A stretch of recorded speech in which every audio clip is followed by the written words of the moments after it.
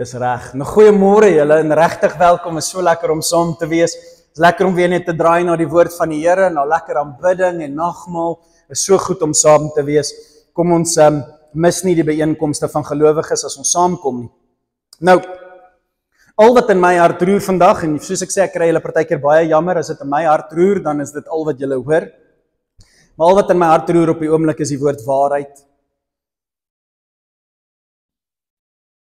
Hoe belangrik dit is om te stoei oor die waarheid. Om nie op te gee om by daai woord uit te kom wat is waarheid nie. Soos ek al 2 weke terug vir julle gesê het, Pontius Pilatus staan voor die waarheid.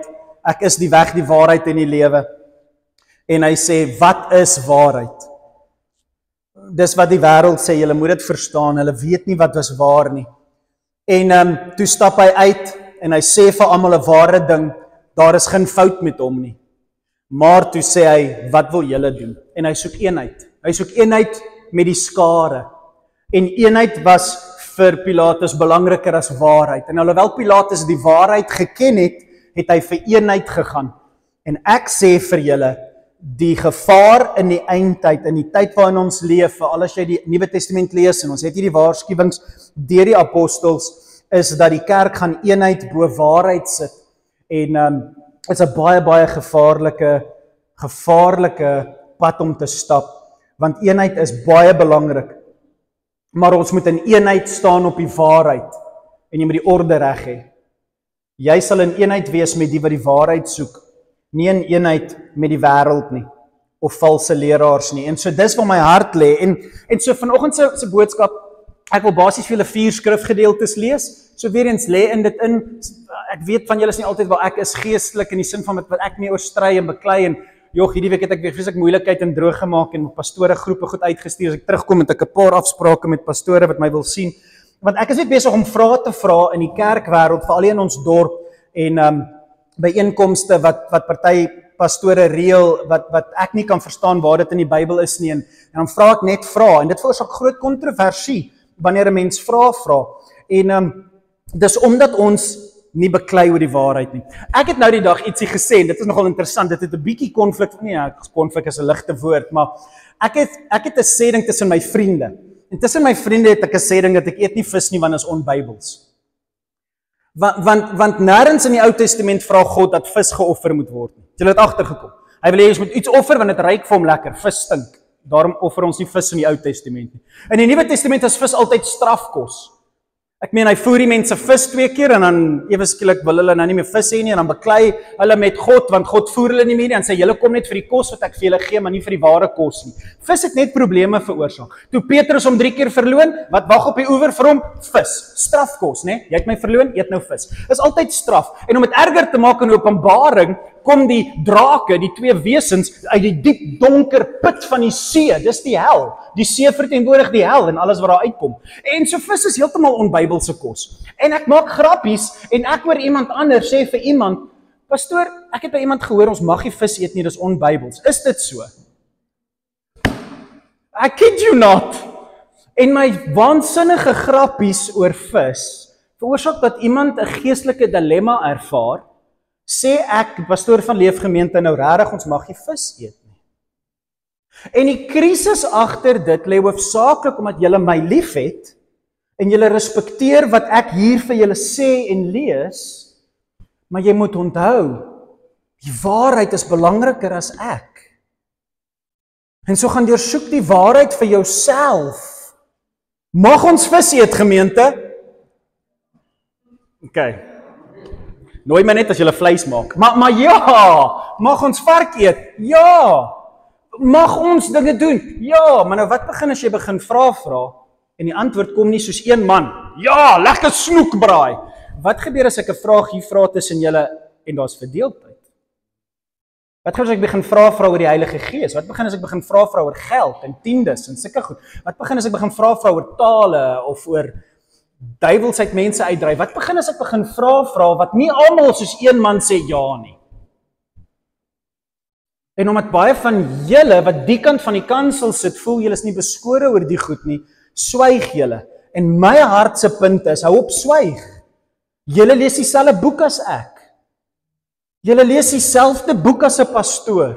Ja, ek lees dit meer as julle en ek hoop soos ek hier staan, ek die Bybel beter ken as julle. Ek hoop regtig so. Maar net omdat my poging is om die Bybel beter te ken as julle, beteken nie julle soektog moenie agter waarheid wees om dit voor my te hou sodat ons daaroor stoei nie. Dis die hart van wat ons oor moet praat. Jy moet nooit jou waarheid soektog prysgee vir 'n kerkdiens nie. Jy moet ook nie 'n kerkdiens weggooi omdat jy beklei oor die waarheid nie. Die twee moet hand aan hand saam beweeg en julle sal sien hoekom. En so ek gaan net vir julle 'n paar skrifte lees hieroor sodat ons by die hart van waarheid kan uitkom. En dan gaan ek bietjie na my ma toe gaan en dan gaan ek hopelik in 'n ander rigting draai. Ons sal sien hoe dit werk. Maar ek lees vir julle net mooi skrif. Ek lees vir julle 1 Korintiërs. En nie alles is op die skerm nie, net die hoofgedagtes van my hart, maar ek lees dit vir julle. Ons gaan baie in Korintiërs wees, so as jy jou Bybel het of jou foon wil uithaal, kan jy solank 1 Korintiërs oopmaak en saam met my lees. Maar ek lees vir julle. 1 Korintiërs 1. Ek lees so van vers 10 af. Ek pleit by julle. Jogg, hoor daai woorde. Ek moenie by elke woord stil staan, ek gaan te lank preek. Maar hoor hoe mooi is hierdie woorde. Ek pleit by julle. In die naam van ons Here Jesus Christus. Gewoonlik as hulle al 3 daai gebruik, dan is dit soos Evelyn Graham Hodson, kom hier. Ja, sê van julle vir julle kinders hulle volle name partykeer. Roep sommer al die name uit, dan weet jy hier's moeilikheid. Michelle Hodson, kom hier. Nou moeilikheid. In die naam van die Here Jesus Christus. Hier's nou 'n ernstige beroep wat gedoen word, dat julle almal eensstemmig sal wees. Dis eenheid. Eenheid is belangrik. 'n Kwaadstoker is nie 'n goeie ding in die kerk nie. Vir my 'n kwaadstoker, sê Titus. En so as jou hart nie eenheid is nie, is jy in 'n gevaarlike plek. Maar hoor mooi, dat julle almal in eenheid, eensstemmig sal wees en dat daar nie verdeeldheid onder julle sal wees nie. En dis waar meeste Christene gaan sit. Ons soek nie verdeeldheid nie, ons wil nie beklei met mense nie, ons wil nie te veel vrae vra nie, want net nou veroorsaak dit ontenigheid. Nee, iemand wat ek gerespekteer het, is doodgemaak omdat hy gesê het, nee, ons moet oor hierdie goed beklei, dit is te belangrik, eenheid word gevind in waarheid. Maar dat julle, so ons moenie verdeeld wees nie, maar dat julle volkome eensgesind mag wees. Een in gesindheid. Dis waarheid, dat julle een sal wees in dit wat julle sien, maar sien ons dieselfde? Dis belangrike vraag, met dieselfde denkwyse en dieselfde oortuiging, dieselfde waarheid. Jy kan nie eensgesind wees met iemand wat nie dieselfde denkwyse of dieselfde oortuiging het nie. Daarom sê jy kan nie 'n vriend vir die wêreld wees nie. 'n Vriend vir die wêreld is 'n vyand van God. Dis waar en meeste van ons is okay daarmee. Ons verstaan, ons kan nie kuier soos hulle kuier en praat soos hulle praat en geld maak soos hulle geld maak nie. Ons verstaan dit, maar wat van binne in die kerk? Want soms vergeet ons, want ons lees nie gewoonlik ons Nuwe Testament so baie nie, is dat meeste van Paulus en Petrus hulle se waarskuwings is dit wat in die kerk aangaan. Dit wat binne die kerk insluip is waar die groot gevare lê. My broers, ek is deur Chloe, 'n persoon, se mense ingelig, is nou 'n huiskerk, ingelig dat daar twiste onder julle is. Wat ek bedoel is dat elkeen van julle sê ek is van Paulus, of ek is van Apollos, of ek is van Petrus. En van julle sê ek is van Christus. Sien julle wat hier plaasvind? Denominasies in die kerk.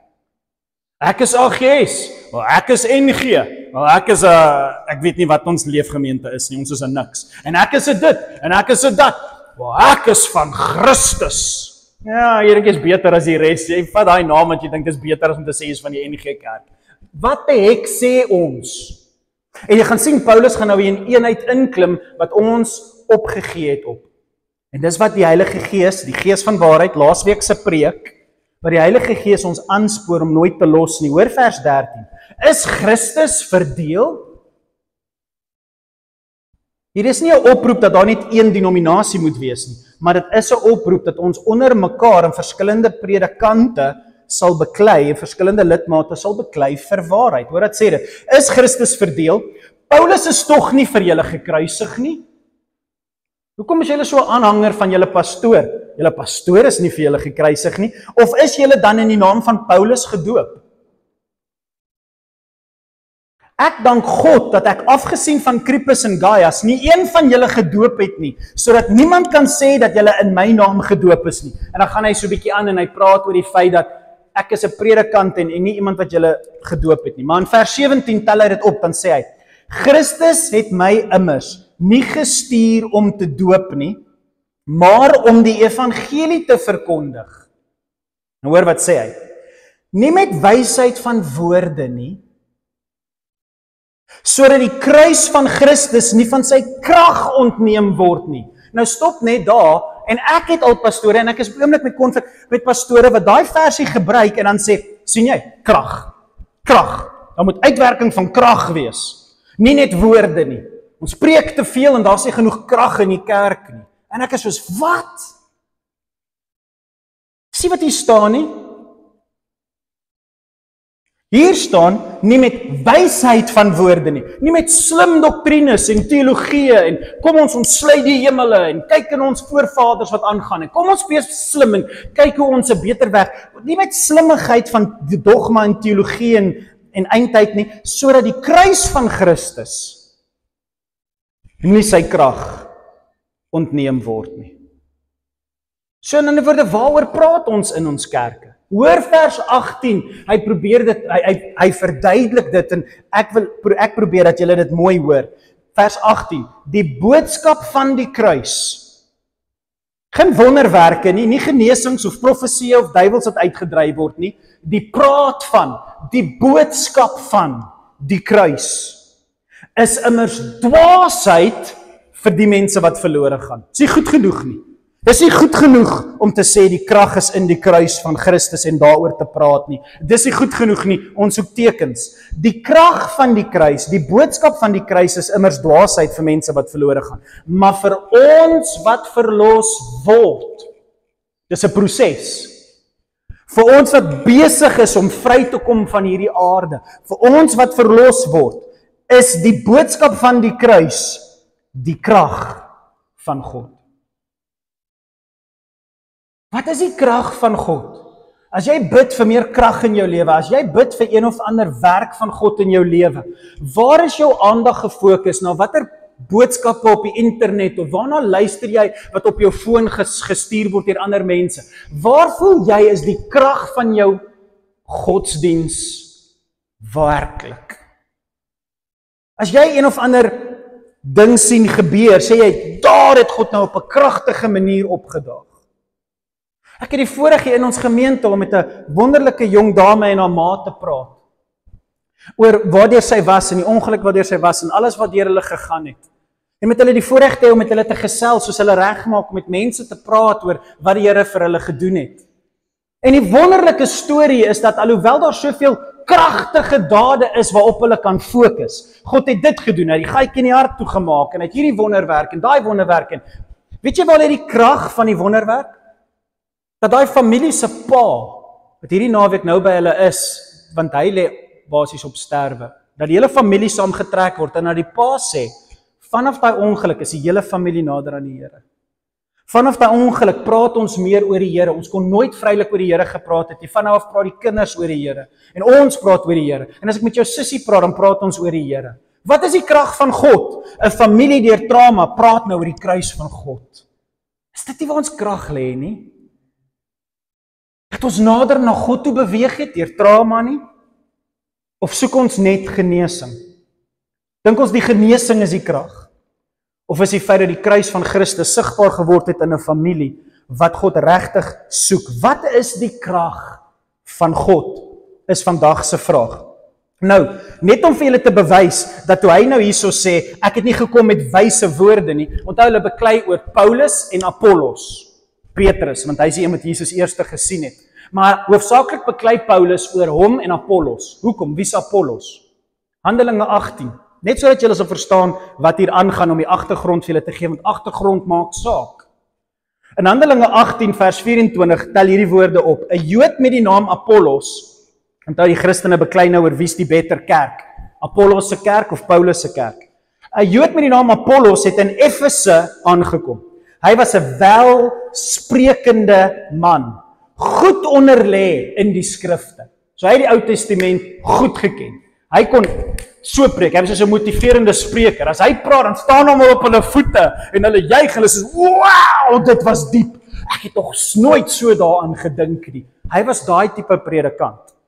Hy het oor die weg van die Here onderrig ontvang en geesdriftig gepraat en deeglik onderrig gegee oor die dinge wat op Jesus betrekking het.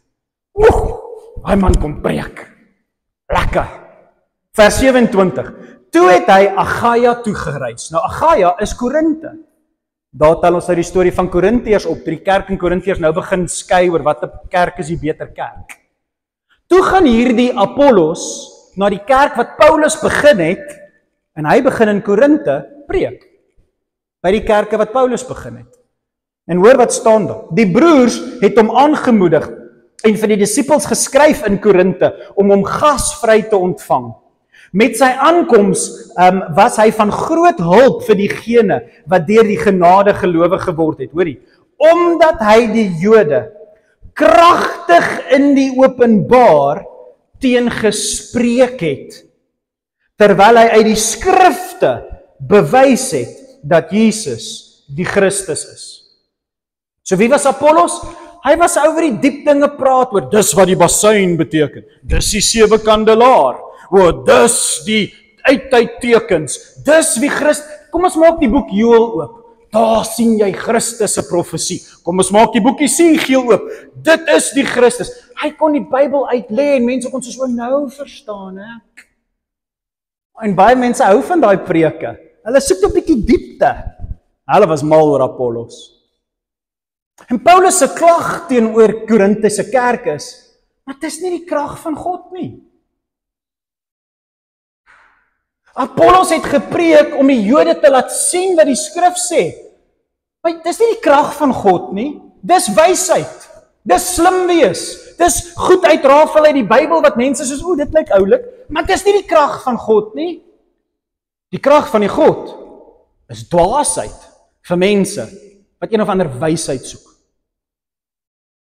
Diep teologiese dogma. Nee, die kruis is vir hulle te eenvoudig. Dis babakos, dis melk, gee vir my die vleis. En hy daagde op, hy sê, ek wil vir julle iets diepers kom bring, maar ek moet maar weer begin, want julle het gedink julle diep gegaan, maar eintlik het julle die melk verloor. Julle ken nie eers die krag van God nie. En dis hoekom ek wil hê julle moet verstaan, wanneer kerke met mekaar begin stry en redeneer oor wie's die beter kerk en waar moet ons wees, onthou net waaroor dit gaan as jy in 'n kerk opdaag of by 'n kerk besoek. Waar lê die krag van God en wat motiveer jou om daar op te daag? Dit was laasweek se boodskap. So Christus, so die kruis van Christus mag nie van sy krag ontneem word nie. Die boodskap van die kruis is die krag van God. 1 Korintiërs 3. Ek het so baie skrifte uitgehaal. Ek gaan net gou vir julle hierdie 'n paar gee. 1 Korintiërs 3 gaan hy aan. Hy sê in vers 10. Volgens die genade deur God aan my gegee, het ek soos 'n bedrewe bouer 'n fondament gelê. En 'n ander het net daarop voortgebou. Dink aan al die preke wat julle luister of die boodskapies wat op julle fone uitgestuur word of die selgroepe wat julle by betrokke is. Dit is net in jou kerk ons probeer 'n fondasie bou op Sondag en dan hopelik groei jy op ander plekke meer. En dis wat hy hier sê. Dis goed. Dis nie 'n slegter, jy hoef nie net na een predikant die res van jou lewe te luister nie. Inteendeel, dit sal teen een sleg uitdraai vir jou. Maar ander gaan daarop voortbou. Maar hoor wat sê die Bybel en kry die waarheid en raak wys in waarheid. Elkeen moet egter let op hoe hy op die fondasie bou. Wat laat jy toe op jou fondasie? Want as jy eers een lering begin najaag, gaan jy agterkom jy bou 'n bietjie snaakse goed op 'n fondasie wat die kruis is. En dan binnekort gaan die kruis begin de mekaar raak en hy sê wees versigtig waarna jy luister. Want niemand kan 'n ander fondament lê as die een wat reeds gelê is nie. En dis Jesus. Een van my groot klagtes wat ek het teenoor van die kerke in ons dorp en waar ek 'n paar vergaderings gaan hê volgende week as ek terugkom, die week as ek terugkom, is dat van hierdie goed wat gehou word en die sprekers wat kom sê duidelik op hulle ding met hulle uitstuur, dat waaroor ons hier praat om die hemel oop te sluit. Ons weet, Jesus het nie hieroor gepraat nie, maar Jesus het nie daaroor gepraat nie, want die Heilige Gees was nog nie uitgestort nie, en so Jesus het nie hierdie goed geleer nie, maar ons kan dit ontsluit, hierdie misterie van die Heilige Gees. En dan lees ek dit, en dan sê 'n pastoor vir my, maar wat is jou probleem met hierdie vrou se lering? En dan sê ek soos, dis in die 2de paragraaf van haar bladsy. Jesus het dit nie geleer nie, maar ons moet nou op hierdie fondasie bou. Dit het niks met Jesus Christus te doen nie, maar ons moet nou die geestelike dinge opbou op iets wat Jesus nie gebou het nie. Hoe pla dit jou nie, sê ek vir die een ou. Hoe pla dit jou nie? Nee, ek dink ons moet praat as jy terugkom. Dis ek stem saam. Hoe pla dit jou nie? Of iemand nou op die fundament bou met goud of silwer of kosbare stene of hout of gras of strooi. Moet ek die storie van die 3 varkies vir julle vertel? Want die wolf gaan kom haf en die wolf gaan kom paf. Wees versigtig wat jy bou, die duiwel kom soos 'n brullende leeu om te verskeur wat jy leer. Maar hy kan nie die waarheid verwoes nie, want hy's 'n leienaar. Mense, wees versigtig wat jy bou op die fundament van die krag van God. Dit maak saak na wie jy luister en wat jy bou. Elkeen se werk sal duidelik word, want die dag sal dit aan die lig bring. Die heel eerste preek oor waarheid. Moenie bang wees om vir mense te vra, glo jy wat ek glo nie? Bring jou opinies na mense toe en laat hulle dit uitmekaar uittrek, want die waarheid kan nie uitmekaar uitgetrek word nie. Die waarheid is wat dit is, dis absoluut. Jy kan 'n man in die ruimte instuur, want daar is konkrete feite. Jy kan onder 'n teatermes lê, want daar is konkrete maniere hoe jou liggaam in mekaar gesit is. Ons glo in konkrete, absolute waarheid, maar dan kom dit by die skrif en dan soos, maar dis jou opinie. Nee, as nie opinies nie, daar's Jesus en hy is die waarheid. En ons kan nie oor stry. En daarom sê hy dit so duidelik, laat dit aan die lig kom. Laat jou waarheid aan die lig kom. Die vuur sal dit openbaar.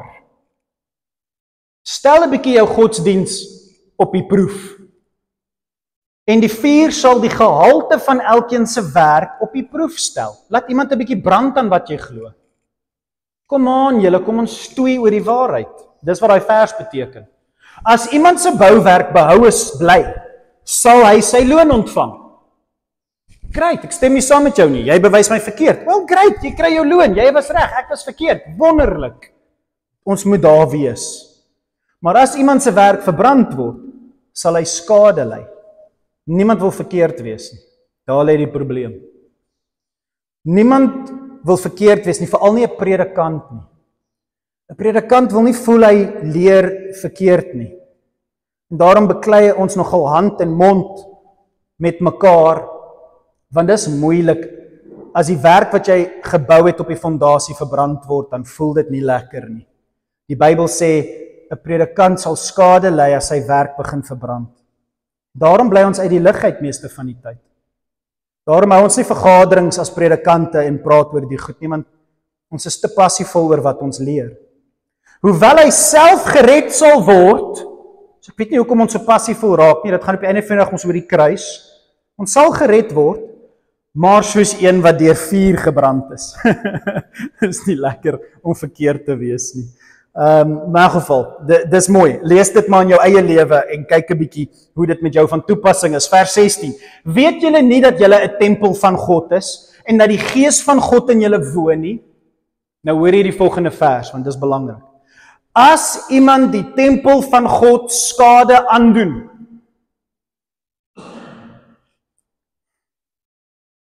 sal God hom skade aandoen. Met wat as skrifgedeelte het ek laasweek begin? Ons vrees nie meer die Here nie. Ons vrees nie meer as ons praat oor die Heilige Gees nie. Ons vrees nie meer as ons praat oor misterieë soos die eindtyd nie. Ons vrees nie meer die diep geestelike dinge nie, want ons het arrogant geraak met ons tong. Lees die tweede laaste hoofstuk in die Bybel, dis net een hoofstuk Judas, en sien hoe arrogant die mens raak aan die eindtyd. Ons sê vrees nie meer die skade wat God aan ons gaan doen as ons vir mense sê, ag, dis okay. Jy weet, ek verstaan jy's jonk, ag nee, gee aborsie, ja, dis jou keuse. Ek gaan nie my opinie vir jou gee nie. Ek is lief vir jou, dis jou besluit. Dis jou besluit. Dis jou besluit. Is daar geen waarheid in jou nie? Jy kamp by hulle deur, jy doen alles wat jy kan, die bietjie verhouding wat jy met daai persoon het, brand jy die hele verhouding op om hulle te keer, sodat God nie aan hulle skade doen nie. Staan jy in die plek, soos Christus, om die woede van God te keer, en jy offer alles wat jy het om te keer, dat God nie aan daai vrou skade doen, of aan daai man skade doen nie. Want jy is die tempel, en as jy begin om skade te doen aan die tempel, dan gaan God skade doen aan jou. Hoekom? Want die tempel van God is heilig, en die tempel is sy kerk. Dis nie een persoon, dis julle. Dit beteken gemeente. Die gemeente is heilig, en die gemeente is sy tempel. Ons kan nie toelaat dat ons skade aan mekaar doen nie. Anders gaan God skade doen. Dis nie 'n goeie plek om te wees nie. Laat niemand homself bedrieg nie. As iemand onder julle in hierdie wêreld meen dat hy wys is, slim probeer wees in die Bybel, laat hy dan dwaas word, sodat hy wys kan word. Hierdie alles gaan oor die krag van die evangelie, die krag van God, word wys in die kruis, word dwaas, oor hierdie manier hoe mense praat soms. So, 1 Korintiërs 15, is wat die krag van die evangelie is, en ek wil julle moet by die huis gaan lees, ek gaan dit nie vir julle lees nie, maar dit is mooi, gaan lees net die eerste paar verse, die eerste paar verse is 'n opsomming van die hele Nuwe Testament, 'n opsomming van die hele Nuwe Testament, die krag van jou evangelie, lê in 1 Korintiërs 15 vers 1 tot so vers 12 of so, gaan lees dit, dis die opsomming van die evangelie, Handelinge, en meeste van Paulus se briewe. Broers, ek herinner julle aan die evangelie wat ek aan julle verkondig het, wat julle ook aangeneem het, en waarin julle vas staan, waardeur julle ook verlos word, die krag van God. Mits julle vashou aan die evangelie woord wat ek aan julle verkondig het, tensy julle te vergeefs tot geloof gekom het. Jy kan dit verloor. Jy kan dit verloor. Jy kan begin glo in die evangelie en dan dit verruil vir iets wat vir jou beter klink of mooier klink of dieper klink of meer hoendervleis gee of dieper gaan en jy's 'n bietjie nou verveeld met die basiese van God en dan begin jy verloor wat die basiese is. Hy sê jy moet vashou daaraan. Gaan na leer ander goed, luister na ander goed, kyk 'n bietjie, maar moenie verloor waar die krag lê nie, sodat as ander mense begin vir jou sê, nee, kyk, hier's waar die krag lê, jy soos, nee, dankie, ek hou hieraan vas. Anders gaan jy dit verloor. Anders gaan jy dit verloor. Dit is 'n tragedie. En dan gaan hy van vers 3 af, en hy vertel vir jou wat die krag is van die evangelie wat hy met almal gaan deel het. Gaan lees dit by die huis. Gaan kyk of jy kan saamstem. As ek vandag vir jou sê, wat is die gospel? Kan jy vir my sê? En dis belangrik. Wat is ons evangelie? Wat is die krag van God? Kan jy dit vir my in woorde omsit? Of wil jy net jou hand op iemand sit en vir hulle bid? Dink jy dis die krag? Nee, die krag is wat gedoen is op Golgotha. En jy kom met dit wanneer jy vir iemand bid. Daarin lê die krag van God. Efesiërs, ek wil klaarmaak, maar ek moet dit tog vir julle lees want dit was op my hart. Maar in Efesiërs kom hy en hy boekend. Hy begin deur om te verduidelik hoe die kerk werk en dan sê hy iets in die middel en dit wil ek vir julle lees en dan sê hy weer hoe die kerk werk. Hy herhaal dit 2 keer sodat ons sal verstaan hoe die kerk moet werk, sodat waarheid hier 'n ding is waaroor ons kan beklei en tog nie mekaar stikkend verskeur terwyl ons soek na die waarheid nie. Hy sê, sommiges is apostels, ander profete, ander evangeliste, ander herders, ander leraars, om die heiliges, dis julle, toe te rus vir hulle dienswerk. Wat is julle dienswerk? Om die liggaam van Christus op te bou. En dan word om met julle werkskollegas te gaan praat, om hulle kerke toe te nooi, om, as jy 'n Engelse vriend het, En hy kom tot bekering. En hy was nog nooit in 'n kerk nie. Om jou boude van hierdie kerk op te lig en saam met hom in 'n Engelse kerk te gaan sit vir 'n paar weke, totdat jou ore nie meer die getjara kan hanteer nie. En jy sê, okay, jy's nou gedoop, jy's nou 'n Christen, nou los ek jou, ek soek weer Afrikaans. En dan kom jy maar weer terug hiernatoe as jy dit nie kan uithou in 'n Engelse kerk nie. Jou doel is om die kerk op te bou. Jou doel is om mense in te prop in die koninkryk van God. Dis jou werk. En ons is veronderstel om die waarheid uit te klaar sodat jy julle werk kan gaan doen. En dis kerk. En dan sê hy, totdat, hoe lank moet ons aanhou om dit te doen? Totdat ons almal kom tot eenheid in geloof en in die eenheid van die kennis van die Seun van God. Het gaan alles oor Jesus. Oppas vir kerke wat dit maak oor die Gees van God. Dis misterieë wat ons oor praat, wat ons nie genoeg vrees en respek voor het nie. Die Gees van God is die Gees van Jesus. Dit gaan oor om dit te verstaan en net daaroor te praat. En laat die Gees ons daarin lei. Tot 'n volwassenheid wat in ooreenstemming is met die volgroeide gestalte van die volheid van die beloofde een. So wat is die diepste wat jy kan kom in Christendom? Om te verstaan wat hy vir die disippels gesê het. 'n Nuwe opdrag gee ek julle, om mekaar lief te hê soos ek julle lief gehad. Kyk nou wat doen ek. Dis die diepte van jou godsdiens, julle. Jou godsdiens gaan nie dieper as dit nie. En die Heilige Gees is die een wat jou mond oopmaak, Handelinge 1:8, sodat jy almal eerstens kan vertel wat God in jou lewe gedoen het en die kruis sigbaar geword het en wat jy nou besig is om as gevolg van die kruis te doen. Dis hoe diep jou godsdiens gaan. Die doel hiervan is dat ons nie meer soos klein kindertjies sal wees. Die doel van kerk en hoekom ons op die kruis fokus en soos Christus moet word, is sodat ons nie soos klein kindertjies sal wees, wat deur onstuimige golwe net rondgeslinger word en rondgewaai word, deur elke wind van lering, deur mense se slinksheid en die gekonkel, waardeur hulle dwaalings begin beplan nie, om jou weg te vat van die krag van God nie. Maar, dat ons eerder, terwyl ons in liefde aan die waarheid vashou, in alle opsigte, na Jesus toe sal groei. Na Jesus toe sal groei. Na Jesus toe sal groei. En dan eindig hy weer om te verduidelik wat hy in vers 11 gesê het. Christus is die hoof en die hele liggaam kom harmonieus saam by mekaar. Deur ondersteunings van gewrigte, dis nou die vyfvoudige bedieninge. Volgens die werking van elke afsonderlike deel, dis julle, soos julle uitgaan in julle wêreld en goed gaan doen vir God.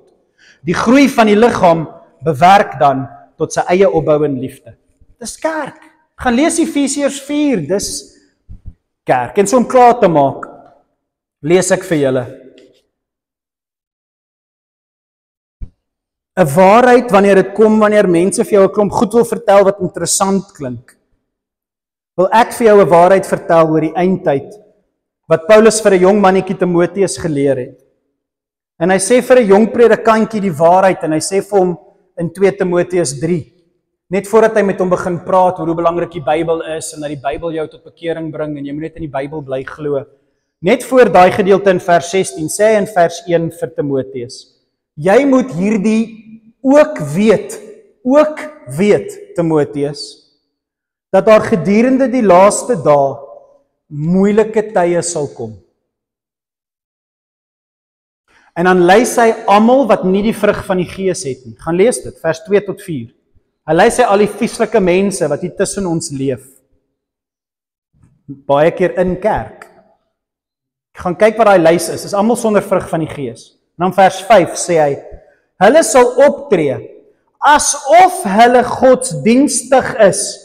Dis nie die wêreldse mense nie.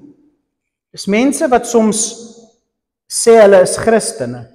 Hulle sal optree asof hulle godsdienstig is, maar dit ontken wat aan die Christelike godsdiens sy krag gee. Wat Jesus op die kruis gedoen het, is nie goed genoeg nie. Gaan kyk wat sê die Katolieke. Gaan kyk wat sê mense wat wegbeweeg van Paasfees. Gaan kyk wat sê mense wat soek na die krag van een of ander demonstrasie van God.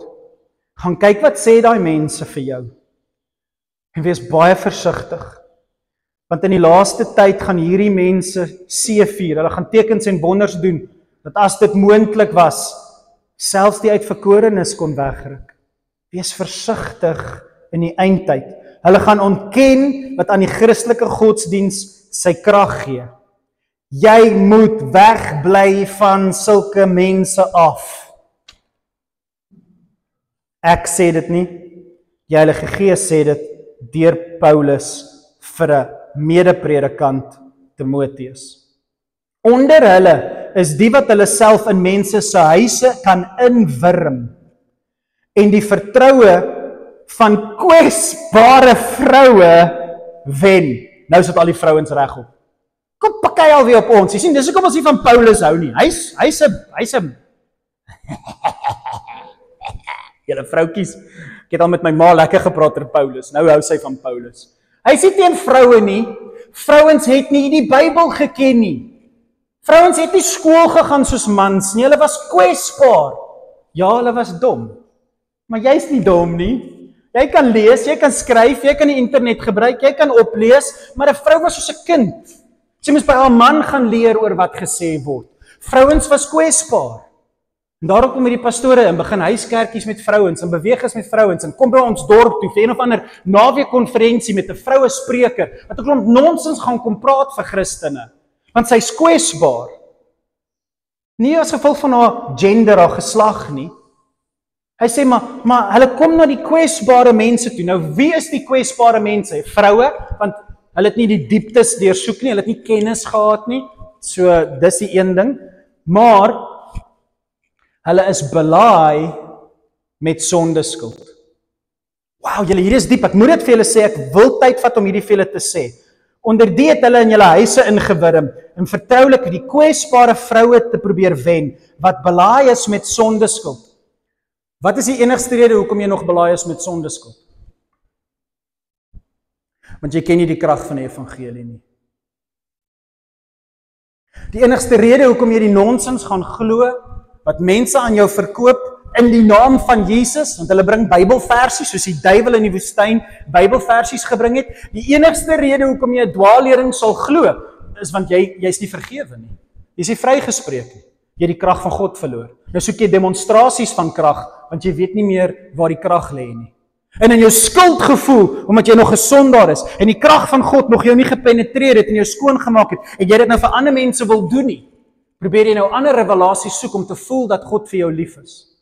Jy soek goue stof, jy wil omval in die gees, jy wil een of ander goeters babbel wat jy dink jou nader aan God laat voel, want jy het skuld in jou lewe wat nie weggewas word nie.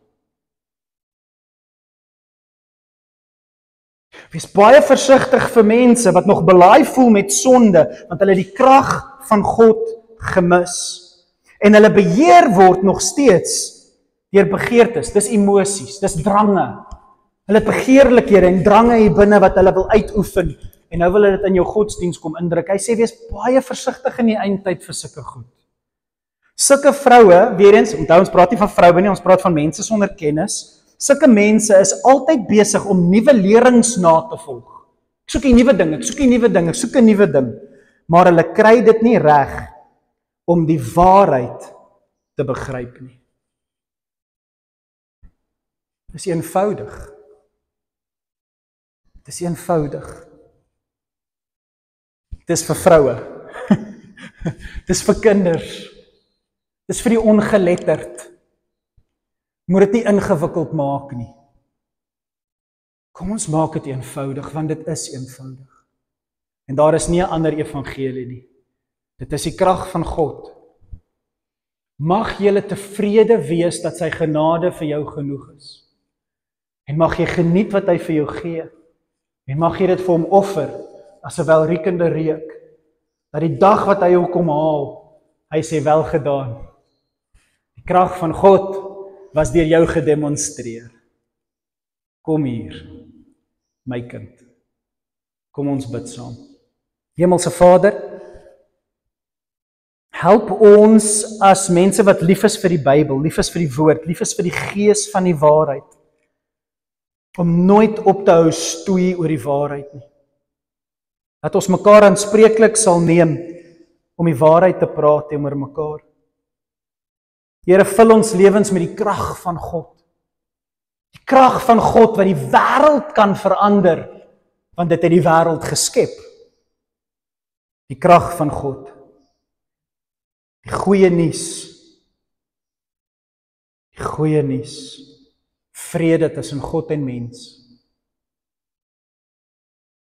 Mag elke hoorder, Here, van die woord glo dat die krag van God in hulle leef deur die Heilige Gees. Mag elkeen wat hierdie woorde hoor glo dat die krag van God in hulle leef deur die Heilige Gees. Wat elkeen herinner aan die lewe en die dood en die opstanding van die waarheid. Ons ken hom by die naam Jesus die Christus, wat die lig was in die begin van die skepping en die woord vir ons kom lewend maak het. Ons prys U daarvoor en ons verheerlik U. Wees met ons elkeen in die week wat vir ons wag, en elke pad wat ons stap en elke paadjie waarheen ons gaan. Here, vra ons nie net vir beskerming nie, maar meer as dit, vra ons dat ons waarheid aan mekaar sal kommunikeer in liefde. In Jesus naam. Amen en amen. Baie lief vir julle, gaan geniet julle week. Sien julle volgende Sondag as ek terug is. Dankie julle, totsiens.